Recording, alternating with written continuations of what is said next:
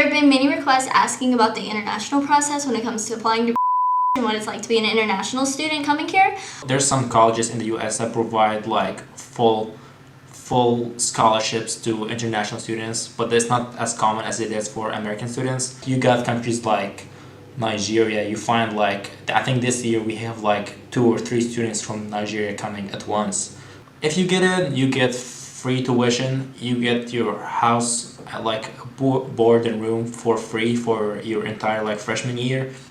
And after that, it only costs around like $200 a semester, which is really cheap compared to the amount of money you'd be making in the college. So this is absolutely the most detailed guide you would need if you want to change your life and study abroad without paying tuition fee.